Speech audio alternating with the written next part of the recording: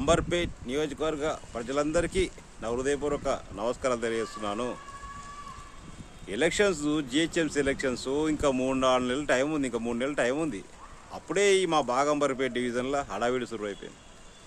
గ్రూపులు మెయింటైన్ చేస్తారు. నాకు కన్ఫామ్ అయిందని చెప్పి వాడు అంటారు. వెనక శాస్త్రం ఉంది, పిల్ల ఉట్టకుందే పేరు పెట్టి.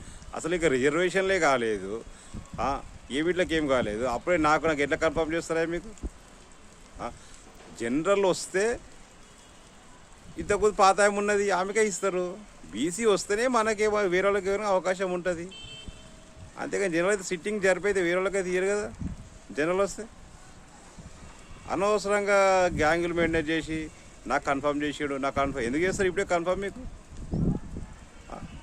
అనవసరంగా టెన్షన్లు పెట్టుకొని ఇప్పటి నుంచే టెన్షన్లు పెట్టుకొని తిరిగి గ్యాంగులు మెయింటైన్ చేసి తిరిగి అనవసరంగా బీపీలు పెంచుకొని హార్ట్ అటాకులు తెచ్చుకొని మీరు పరిశాన్ ఇంట్లోని పరిశాన్ చేయకూరి, పార్టీని బదలాన్ని చేయకూరి.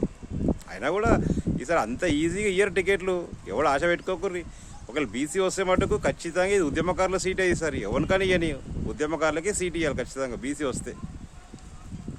అంతేగాని ఇంతకు ముందట్లాగా ఏదో గుడ్డిగా ఇచ్చిన టికెట్లు ఇయ్యరు ఈసారి. అన్నీ చూస్తారు, వాడి గుణగణాలు చూస్తారు, వాడు పార్టీలకు ఎన్ని సంవత్సరాలు పనిచేస్తుండు అన్నీ చూసే ఇస్తారు. అంతేగాని పార్టీలు మారేటోనికి, మంది జాగల మీద కబ్జాలు చేసి కూర్చుంటోనికి, ఈ నేర చరిత్ర వాళ్ళకి వీళ్ళందరికీ ఎవరు టికెట్లు ఇయ్యరు ఈసారి. అప్పుడు పాలన వేరే, ఇప్పుడు పాలన వేరే. టీఆర్ఎస్ అప్పుడు వేరే, ఇప్పుడు వేరే. ఖచ్చితంగా ఇప్పుడు చేంజ్ ఉంటుంది. అంతేగాని అయినా కూడా సమస్యలు గాలికి వదిలేసి టికెట్ వచ్చేది ఎట్లయినా వస్తుంది. ఇప్పుడు దోమల కోసం విపరీతమైన దోమలు అవుతున్నాయి అంబర్పేట్ల, బాగంబర్పేట్ల. అసలు నిలబడలేకపోతున్నారు ఇళ్ళల్లో. మరి ఆ దోమల కోసం ఎవరు పట్టించుకుంటున్నాడే? స్ట్రీట్ లైట్లు వస్తలేవు.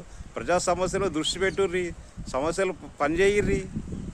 దోమల మందు కొట్టి బస్తీలో సమస్యల కోసం ప్రజలు అసలు ఇబ్బంది పడుతుర్రు దోమల దిక్కేని. ఆ సమస్యల మీద దృష్టి పెట్టుర్రి. ఆటోమేటిక్ మీకు టికెట్ మీ ఇంటికే వస్తుంది. మీకు నిజంగా కూడా మీకు పార్టీ ఇవ్వాలనుకుంటే టికెట్ మీ ఇంటికే వస్తుంది. దానికోసం ఎవరు ఫికర్ అవ్వాల్సిన అవసరం లేదు, బాధపడాల్సిన అవసరం లేదు. ఫస్ట్ పని చేయర్రి.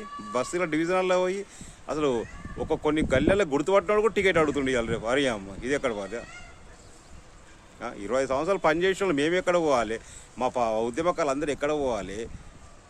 ఏంది ఇది అన్యాయం? కాబట్టి సమస్యల మీద బస్తీలలో దృష్టి పెట్టి సమస్యలు జయించుర్రి ఫస్ట్ అయితే. ఎందుకంటే గెలవాలి, 8 సీట్లకు 8 సీట్లు గెలవాలి ఖచ్చితంగా టీఆర్ఎస్ పార్టీ. అంటే నిజంగా కూడా నీకు టికెట్ ఇవ్వాలి అనుకుంటే నీ ఇంటికి పోస్టులు వస్తుంది టికెట్. ఫస్ట్ అది పనిచేయని పార్టీల కోసం అని చెప్పి మేము తెలియజేస్తున్నాము. జై తెలంగాణ, జై జై తెలంగాణ. కేసీఆర్ గారి నాయకత్వం వరదిల్లాలి.